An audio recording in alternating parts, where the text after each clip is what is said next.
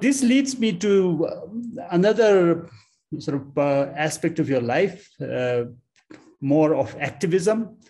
Now that, in fact, if I quote you, you say, I have made a vow to attain enlightenment in the female form, no matter how many lifetimes it takes.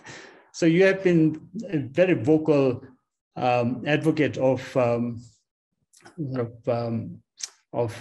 female spiritual or spiritual equality between the male and female genders, advocate of better opportunities, more recognition of women in Buddhism. How is that work going? Are you happy when you look back at last 30 years or so of your work?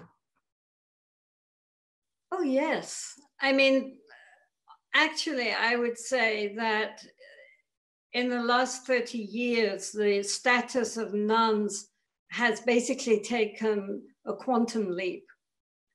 I mean, beyond anything we could have hoped for so quickly.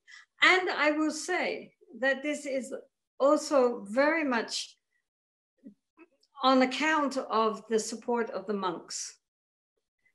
Without their help, we could not have done it, you know, because they have been so willing to teach and train the nuns and to pass on their knowledge to the nuns with such openness and encouragement that the nuns have been able to take that and go forward with that. And so now, I mean, we have Geshe-mas, we have Kenmos. We hope soon there will be Gelong Mas. And we are really, the sky's the limit as far as nuns are concerned nowadays. They really, really have transformed even their own perception of what they can accomplish. Now they think they can do everything, and they can. But this is also due to the encouragement of the lamas and the monks, who have really been enormously helpful, and we are very, very grateful for that. So beyond the individual lives or the conditions of nuns, even as a community, when you look at even some of the doctrinal teachings, some of the received traditions, as you mentioned earlier, there is a strong patriarchal element. From Vinaya all the way to Vajrayana, it's a very male-centric system. Do you think those things are also changing and we'll see more changes coming in the near future?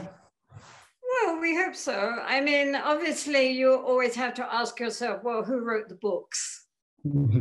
And we all know who wrote the books, and it wasn't the girls.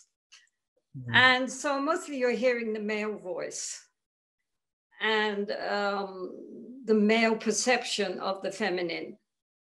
And so therefore, of course, it's somewhat distorted.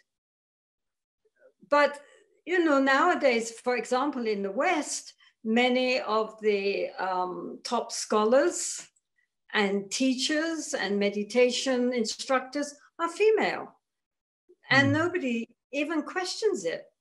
You know, I mean, they have as many male students as female students. They just, you know, if you have the qualifications, you're invited to make your contribution. So I think that this is the way it will go from now on. And even in the Tibetan, very strict Tibetan traditional view, at least certain lamas' daughters now are coming on and starting to teach and have had very, very good training first. And now, like Jetsunma Palmo, the daughter of Berokense Rinpoche, and also the daughter of Sokni Rinpoche, and of course Khandro Rinpoche, who everybody knows.